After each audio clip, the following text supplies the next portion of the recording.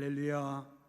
풍성하신 하나님의 은혜와 넉넉하신 지혜가 여러분과 함께 하시길 주님의 이름으로 축원합니다.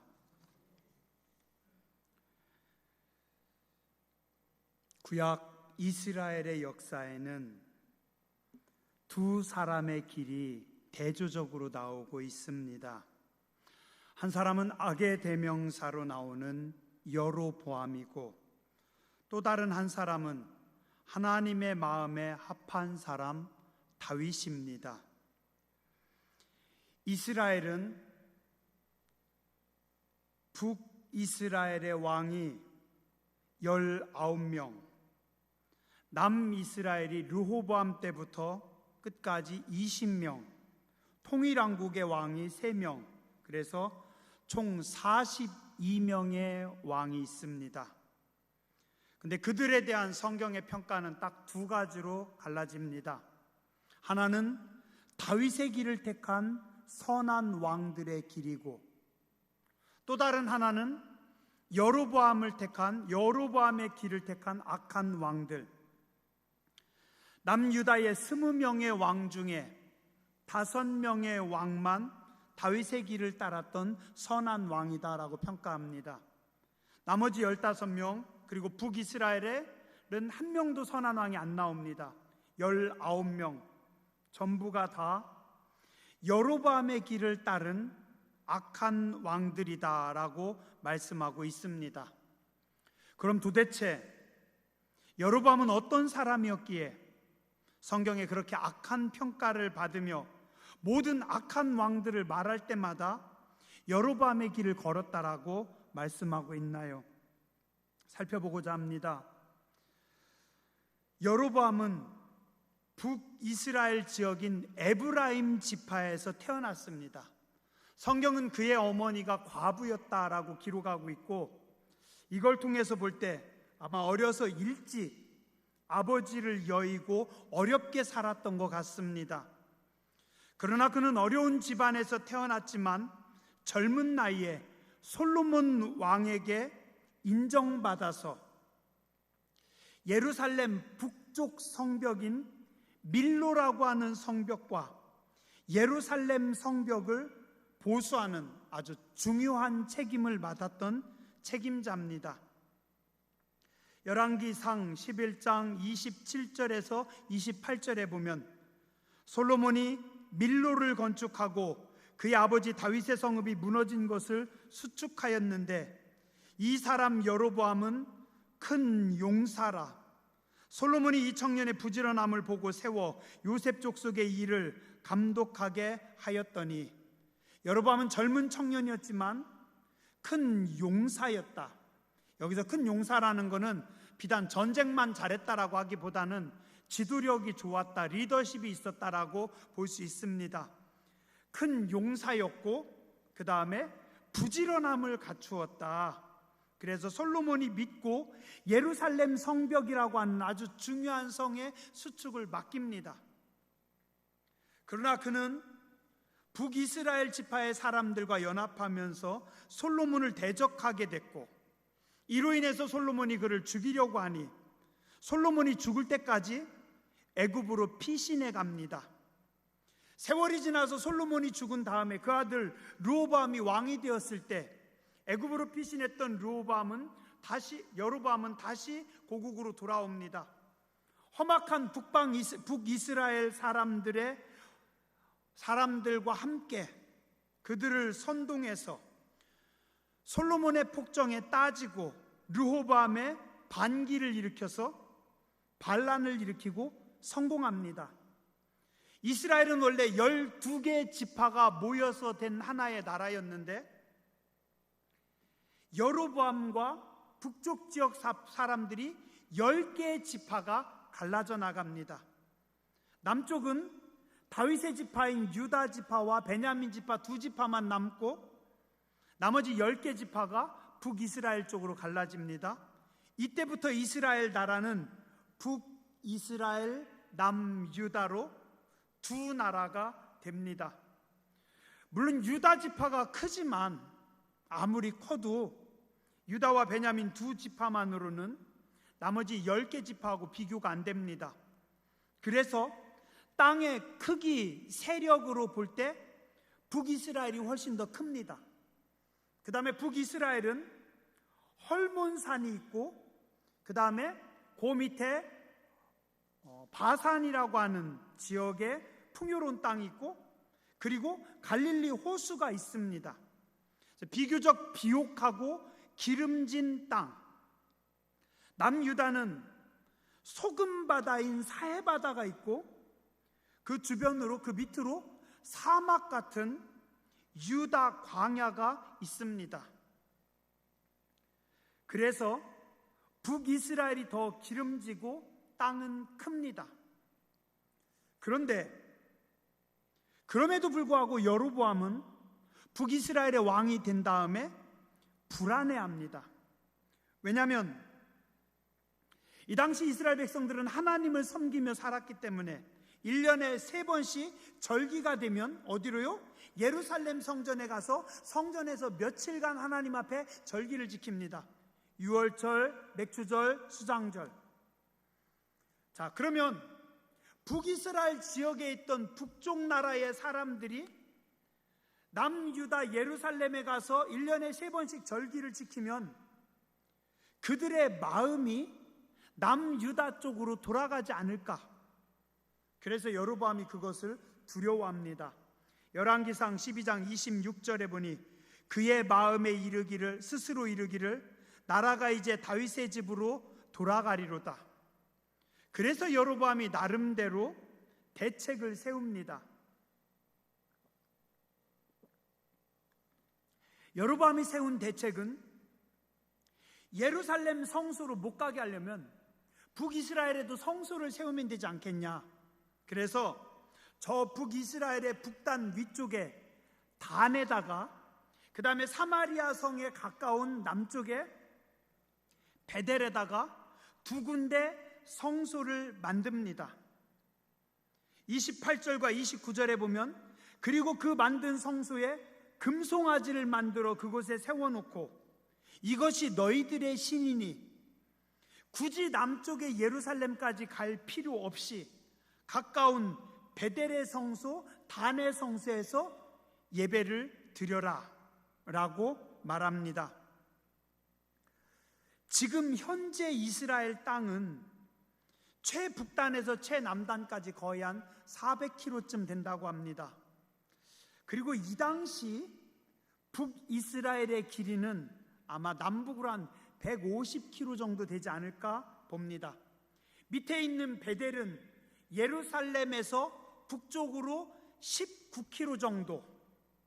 이게 어느 정도냐면은 이렇게 제가 지도를 보고 계산을 해보니까 저기 삼봉에서 당진 시장 정도까지, 이 정도면 보통 사람 걸음으로 한 4시간, 5시간 정도면 갈 수 있는 거리랍니다. 우리로 따지면 휴전선 바로 위에다가 베델 성소를 만들었죠.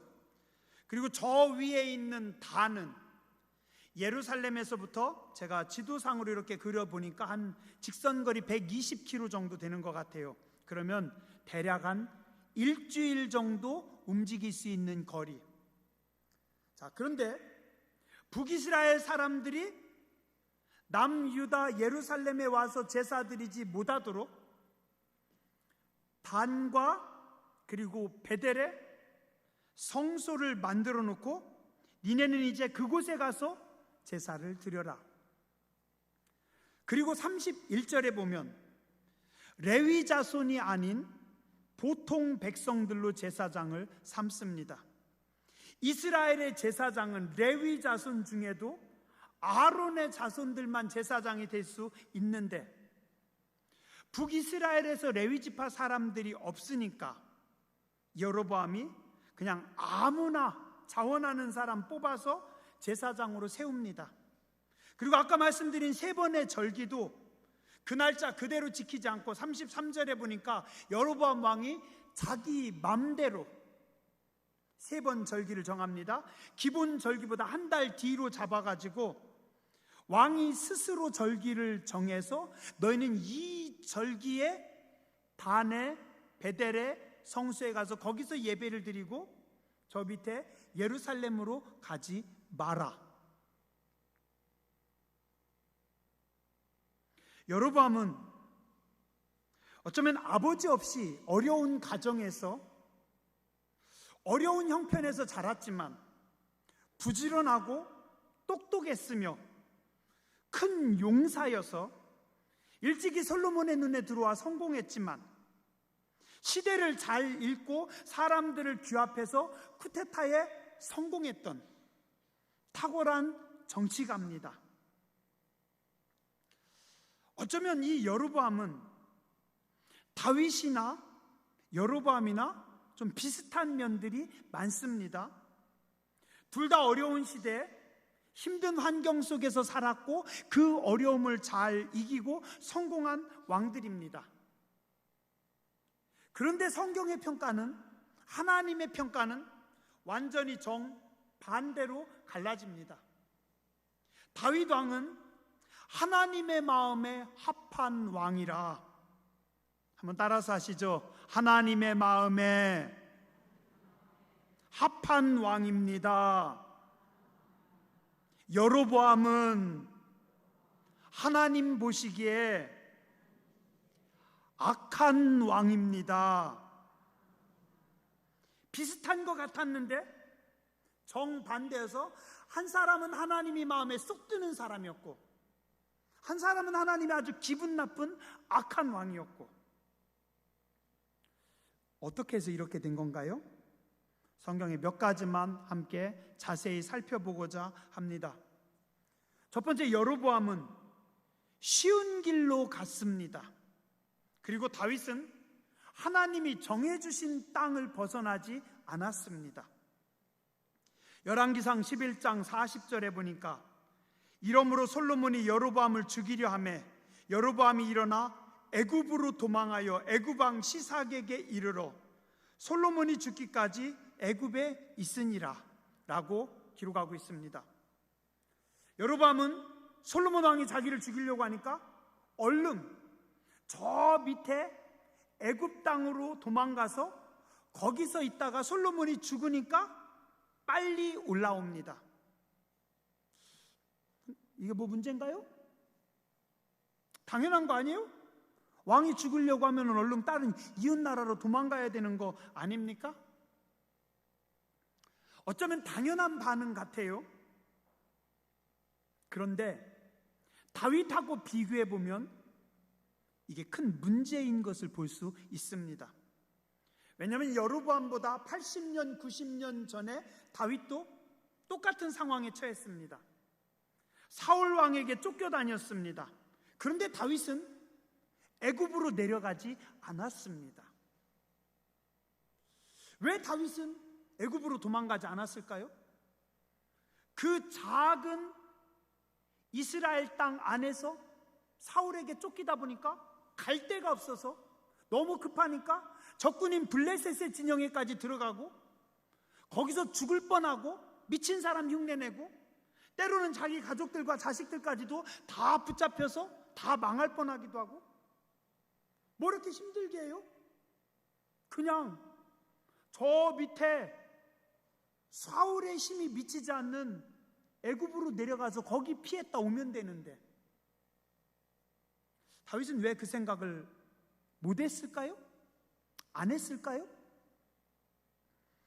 다윗이 그 길이 왜 안 보였겠어요? 다윗도 분명히 보였습니다. 그렇게 하고 싶은 생각이 들었습니다. 그런데 다윗은 그 애굽에 하나님의 뜻이 없고 하나님의 인도하심이 없어서 내려가지를 못하고 멈춥니다. 그 옛날 아브라함이 애굽으로 내려갈 때 막으셨던 하나님, 이삭이 내려가려고 할 때 막으셨던 하나님, 다윗이 애굽으로 도망가려고 할 때 아마 하나님이 막으셨던 것 같아요. 또 그 전에 성경에 말씀해 보면 이스라엘 백성들이 애굽에서 출애굽해서 가나안 땅으로 들어갈 때 하나님께서 이스라엘 백성들에게 명령하십니다. 너희는 가나안 땅에 들어가면 다시는 애굽으로 돌아가지 마라. 너희가 돈을 벌기 위해서 애굽으로 가지 말고 군사력을 늘리기 위해서 애굽에 가서 말을 사지 말고 너희는 애굽으로 돌이키지 말고 내가 너희에게 준 약속의 땅 가나안에 머물러라. 하나님께서 기뻐하시는 길에 서 있었던 다윗은 하나님이 주신 약속의 땅을 떠나지 않으려고 애씁니다. 그래서 애굽으로 내려가지 않으려고 몸부림칩니다. 아무리 위기의 때, 힘든 때에도 말씀의 자리를, 약속의 자리를 떠나지 않으려고 애씁니다. 어쩌면 다윗은 미련할 정도로 하나님을 신뢰했습니다. 그래서 살기 위해 애굽으로 내려가지 않았습니다. 그런데 여로보암은 고민도 안 합니다. 하나님의 말씀 때문에, 하나님의 약속 때문에 고민하는 흔적이 없습니다. 그냥 제일 쉬운 방법, 제일 편한 방법, 애굽으로 빨리 도망갑니다. 그 결과 어떻게 되나요? 목숨은 건졌습니다. 그러나 믿음은 다 까먹었고 애굽의 죄악에 빠져버립니다. 그게 어디서 보여요? 나중에 여로보암이 정권을 잡았을 때 자기 마음대로 제단을 쌓고 그 제단에 무엇을 세워요? 법궤가 없다기로서니 뭐를? 금송아지를 거기다가 갖다 놓습니다. 이게 뭐예요? 이거 애굽에서 배운 겁니다. 그 옛날 모세가 이스라엘 백성들을 데리고 출애굽했을 때, 모세가 시내산에 올라갔을 때 내려오는 시간이 오래 걸리니까 애굽의 문화에 젖어있던 이스라엘 백성들이 안 되겠다, 우리도 새로운 신을 만들자. 그 당시 애굽인들이 섬겼던 그들의 신 금송아지 우리도 만들자라고 아론에게 매달려서 이스라엘 백성들과 아론이 함께 금송아지를 만듭니다. 산에서 내려온 모세가 하나님께서 싫어하시는 것을 아시고 금송아지를 깨고 금송아지를 태워서 이스라엘에게 죄를 먹이면서 하나님이 제일 싫어하시는 건 줄 너희가 모르냐고 강하게 책망합니다. 그런데 오늘 여로보암이 그 짓을 또 합니다. 왜요? 죄악의 땅에서, 애굽에서 살다 보니 그냥 죄가 일상입니다. 죄가 아닙니다. 그냥 평범한 겁니다. 그냥 당연한 겁니다. 죄악의 땅에서 죄가 일상인 사람들은 죄가 죄로 보이지 않습니다. 맨날 욕하는 사람들, 맨날 계속 욕을 주고받고 계속 욕만 하는 사람들 속에서 살다 보면 욕하는 게 자연스러워져요. 맨날 거짓말만 막 하던 사람들 속에서 살다 보면 거짓말이 죄가 아닌 것 같아요. 뭐 그 정도 가지고 꼭 그렇게 야단 법석입니까? 뭐 그럴 수도 있지. 예수 믿는 사람들, 교회 다니는 사람들 너무 까다로운 거 아닙니까? 너무 요란한 거 아니에요? 그런데 과연 하나님 보실 때도 그럴까요? 마태복음 7장 13절부터 14절에 보면 좁은 문으로 들어가라. 멸망으로 인도하는 문은 크고 그 길이 넓어 그 길로 들어가는 자가 많고 생명으로 인도하는 문은 좁고 길이 협착하여 찾는 자가 적음이라. 하나님의 백성들은 쉬운 길, 편한 길이 아니라 힘들어도 십자가의 길, 말씀의 길을 따라 가는 겁니다. 아무 곳에나 막 가는 게 아니라 하나님의 약속이 있고 하나님의 말씀이 있는 그곳에 서 있어야 합니다. 둘째로 여로보암은 자기 이익을 위해서 나라를 찢었습니다. 그러나 다윗은 기다렸습니다.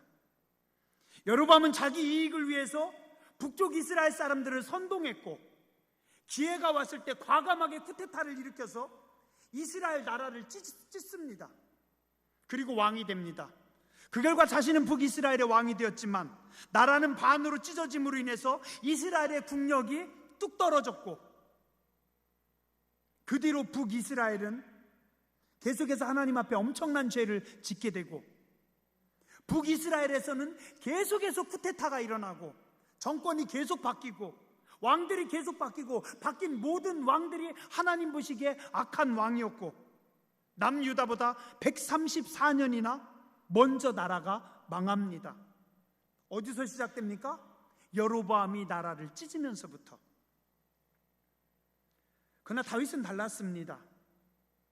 사울왕이 자기를 죽이려고 그렇게 쫓아다녔지만, 두 번이나 결정적인 기회가 있었지만 사울왕을 죽이지 않고 기다립니다. 후에 사울왕이 전쟁터에서 죽고 그가 헤브론에서 남유다만의 왕이 되었을 때 나라 전체를 통일하고 싶은 마음이 없었을까요? 다윗의 실력이면 충분히 나라를 통일할 수 있습니다. 그런데 사울의 아들과 싸우지 않습니다. 사울의 사람들과 싸우지 않습니다. 왜요? 그러면 나라가 찢어지니까. 기다립니다. 7년 6개월 동안 하나님이 일하시기를, 하나님의 때를 기다렸던 사람입니다. 그리고 통일왕국의 왕이 된 이후에도 사울의 자손들, 사울의 사람들, 사울의 측근들을 척결하지 않고 다 품고 나라가 하나가 되도록 애씁니다. 이게 지도자입니다. 어떻게 해서든지 나라를 찢어서라도 내가 권력을 잡는 게 지도자가 아니라 나라를 위해서 기다리고 나보다 나라가 먼저인 왕. 다윗이나 여로보암이나 둘 다 똑같이 답답한 정치적인 위기를 만났을 때 다윗은 기도하면서 하나님의 때를 기다렸습니다.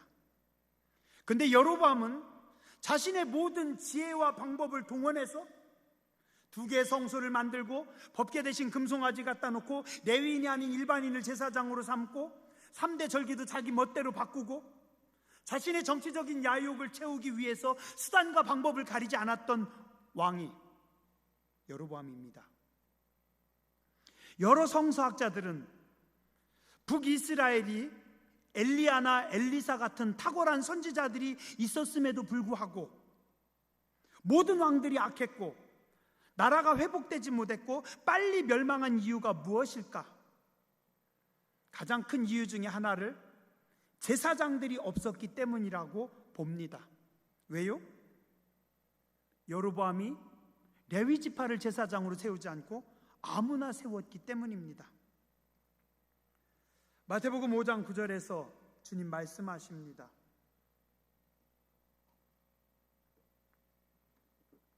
화평케 하는 자는 복이 있나니 그들이 하나님의 아들이라 일컬음을 받을 것이라.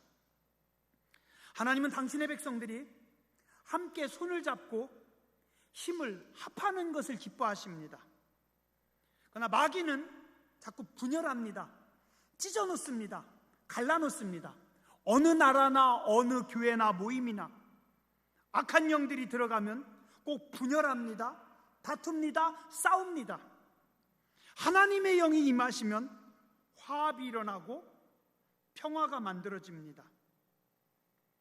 사무엘상 22장 2절에 보니 다윗은 도망다니면서 그 급한 상황 속에서도 환난당한 모든 자와 빚진 모든 자와 마음이 원통한 자가 다 그에게로 모였고 그는 그들의 우두머리가 되었는데 그와 함께한 자가 400명가량이었더라. 나 혼자 도망가기도 바쁜데, 나 먹고 살기도 바쁜데, 내 군인들 먹여 살리기도 바쁜데 환난당한 자, 빚진 자, 마음이 원통한 자, 도망하는 많은 사람들, 약자들을 다 품고 그 400명과 같이 갔대요. 이게 지도자입니다. 요즘 우리나라도 혼란스럽습니다. 저도 하나님 도대체 누구를 찍어야 됩니까? 여당도 마음에 안 들고 야당도 마음에 안 들고 물론 그분들이 다 저보다는 잘하시겠지만 제일 중요한 거는 여당이든 야당이든 자신의 야욕을 위해서 수단과 방법을 가리지 않는 자가 대통령이 되면 이 나라의 역사는 후퇴할 겁니다. 그러나 다윗처럼 자신이 먼저가 아니라 나라가 먼저이고 화합과 일치를 생각하는 사람이 대통령이 된다면 그럼 우리나라는 앞으로 더 발전해 나가지 않을까? 기도해야 됩니다. 그리고 우리가 지혜롭게 사람을 뽑아야 됩니다. 마지막으로 여로보암은 성공했을 때 하나님께 등을 돌렸습니다. 그런데 다윗은 성공했을 때 하나님 앞에 엎드립니다. 열왕기상 14장 9절에 보면 북이스라엘의 왕인 여로보암이 자기 아들이 병들어서 죽게 되었을 때 자기 아내에게 변장을 시킵니다. 그리고서 늙고 병든 선지자 아비야에게 보냅니다. 가가지고 당신이 모른 척하고 그리고 내 아들이 죽게 되었는데 어떻게 될까 좀 기도해달라고 부탁해봐라. 아비야에게 갑니다. 아비야는 몸은 병들었지만 하나님의 영감은 살아있던 선지자입니다. 하나님께서 그날 아비야에게 말씀하셨습니다. 왕 여로보암의 부인이 오늘 너를 찾아올 거다. 그럼 너는 이렇게 얘기해라. 내가 너를 이스라엘의 왕으로 삼았건만 너는 내 이전 사람들보다 더 악을 행하고 가서 너를 위하여 다른 신을 만들며 우상을 부어 만들어 나를 노엽게 하고 나를 내 등 뒤에 버렸도다. 여로보암의 행위가 이 한 줄로 요약됩니다. 하나님 뭐라고 하세요? 너는 나를 내 등 뒤에 버렸도다. 네가 나를 내 등 뒤에 버렸도다. 여로보암은 하나님보다 사람들 눈치만 살폈습니다. 사람들만 두려워했습니다. 왕이 되자 자기 왕자만 지키기 위해서 하나님으로부터 등을 돌리니까 어떻게 해요? 하나님도 그에게서 등을 돌리십니다. 얼마 후에 그가 죽고 그의 아들이 왕이 되고 2년 만에 또 쿠데타가 일어나서 여로보암 집안의 모든 사람들이 다 죽임을 당합니다. 겸손한 다윗은 어떻게 됩니까? 왕이 되고서도 하나님 앞에 엎드립니다. 우리가 수요일 저녁에 시편 보다 보면 다윗의 시가 많이 나옵니다. 그 중에 저는 그 시편이 딱 눈에 들어오더라고요. 다윗이 뭐라고 고백해요? 나의 왕, 나의 하나님이요. 다윗이 자기가 왕인데 고백하기를 나의 왕, 나의 하나님이요. 내가 왕이 아닙니다. 하나님이 나의 왕이십니다. 하나님이 우리 민족의 통치자십니다. 그러니 하나님이 기뻐하십니다. 다윗도 범죄했습니다. 여로보암도 범죄했습니다. 둘 다 범죄하고 둘 다 실수했을 때 하나님께서 선지자들을 보내서 책망합니다. 여로보암에게 당신 그러면 안 됩니다라고 선지자가 가리키니까 여로보암이 열받아가지고 뭐야 당장 저놈을 잡아라라고 손가락을 내미니까 하나님께서 그 손을 쳐가지고 손이 굳어서 움직이지 못하게 만듭니다. 강팍한 여로보암은 죄를 지적받을 때 대적하고 하나님을 대적합니다. 겸손한 다윗은 어떻게 해요? 나단 선지자가 죄를 지적할 때 성경에 보니 쥐하로 눈물이 내 음식이 됩니다. 밤마다 내 눈물이 내 침상을 적십니다. 그가 회개한 시편 51편에 보면 물은 나는 내 죄가를 아오니 내 죄가 항상 내 앞에 있나이다. 내가 주께만 범죄하여 주의 목전에 악을 행하였사오니 내가 죄악 중에서 출생하였으며 어머니가 죄 중에서 나를 잉태하였나이다. 우슬초로 나를 정결하게 하소서. 내가 정하리이다. 나의 죄를 씻어주소서. 내가 눈보다 희리이다. 주의 얼굴을 내 죄에서 돌이키시고 내 모든 죄악을 지워주소서. 하나님이여 내 속에 정한 마음을 창조하시고 내 안에 정직한 영을 새롭게 하소서. 나를 주 앞에서 쫓아내지 마시고 주의 성령을 내게서 거두지 마소서. 어떤 사람은 성공했을 때, 어떤 사람은 죄를 지적받았을 때 하나님으로부터 등을 돌리고 하나님을 대적하는가 하면 어떤 성도는 성공한 후에도 겸손하고 하나님으로부터 죄를 지적받을 때 예 하나님 제가 잘못했습니다. 하나님 앞에 엎드리는 성도들이 있다라는 겁니다. 오늘 우리 교회와 성도님들은 우리는 여로보암의 길에 서면 안 됩니다.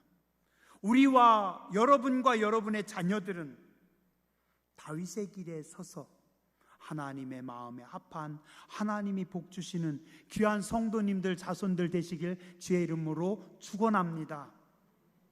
기도하겠습니다.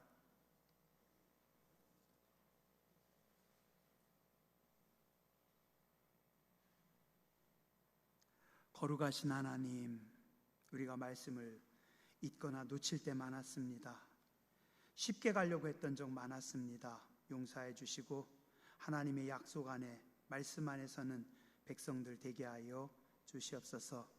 먼저 그의 나라와 의를 구하라고 말씀하신 하나님, 하나님의 나라와 의를 기억하게 해주시고 우리도 다윗처럼 겸손히 하나님 앞에 엎드리는 백성들 되게 하여 주시옵소서.